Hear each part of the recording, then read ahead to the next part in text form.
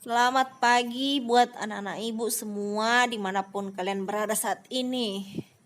Baiklah, kita lanjutkan materi kita hari ini, yaitu bab 4 mengenai gerak lurus. Sebelum kita masuk ke materinya, perlu ibu sampaikan bahwa benda itu dikatakan bergerak apabila benda tersebut berpindah terhadap titik acuan tertentu. Nah, untuk gerak lurus sendiri yaitu gerak benda yang lintasannya lurus ya, itu yang disebut dengan gerak lurus ya.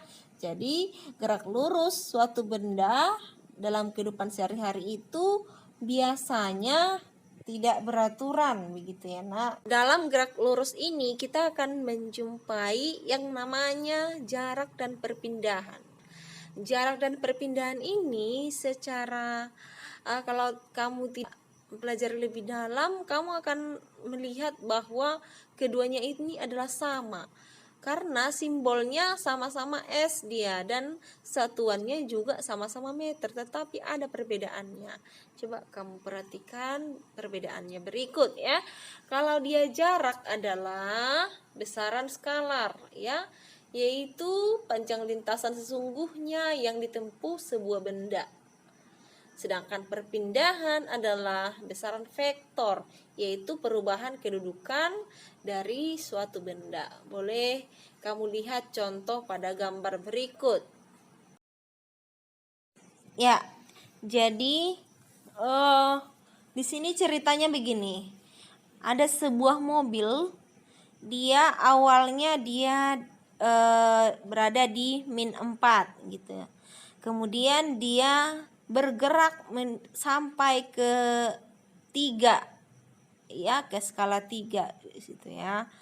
Lalu dia kembali lagi ke 0. Jadi dia posisi akhirnya dia di 0 ya, Nak. Lalu pertanyaannya, berapakah jarak yang ditempuh oleh mobil tersebut? Nah, kalau ibu tanya jarak berarti total seluruhnya ya, Nak. Jadi total seluruhnya yang ataupun lintasan seluruhnya yang sudah dilewati oleh mobil adalah yaitu dari -4 ke 3 dulu ya, karena berarti dari -4 ke 3 itu berapa satuan? -3, -2, -1, 0, 1, 2, 3. Berarti ada 7 satuan. Ya kan?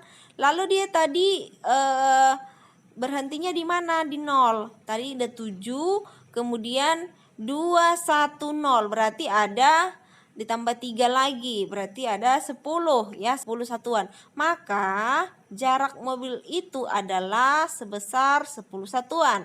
Nah, bagaimana dengan perpindahan? Perpindahan adalah posisi yang kamu tentukan adalah posisi awal dan posisi akhir, jarak antara posisi awal dan posisi akhir. Nah, posisi awalnya tadi di mana? Di -4. Posisi akhirnya di mana? Di 0. Lalu kamu hitung dari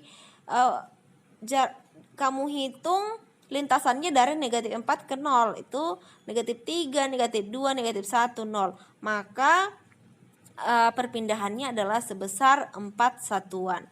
Jadi tadi jaraknya adalah 10 satuan dan perpindahannya adalah 4 satuan. Oke, bisa dipahami? Dari contoh yang sudah ibu sebutkan jelas ya perbedaan antara jarak dan perpindahan. Kemudian selain jarak dan perpindahan ada juga yang namanya kelajuan dan kecepatan. Nah, kedua besaran ini juga sama kalau kita lihat ya, dari simbolnya sama, satuannya juga sama, yaitu meter per sekon. Tetapi ada perbedaannya, dimana kalau kelajuan ini adalah hasil bagi antara jarak total yang ditempuh dengan selang waktu. Sedangkan kalau kecepatan adalah perpindahan dibagikan dengan selang waktu. Jadi dasarnya ya dari jarak dan kecepatan tadi. Kalau dia jarak pasangannya kelajuan, sedangkan kecepatan pasangannya perpindahan gitu ya, Nak. Lalu ada juga yang disebut dengan percepatan atau simbolnya A kecil ya, yaitu perubahan kecepatan pada selang waktu tertentu. Jadi persamaannya adalah A sama dengan delta V per delta T, ya, di mana delta V ini adalah VT kurang V0. Artinya kecepatan akhir dikurang kecepatan awal. Kalau ada nolnya kecil itu yang awal ya nak. Jadi VT kurang V0 dibagi T.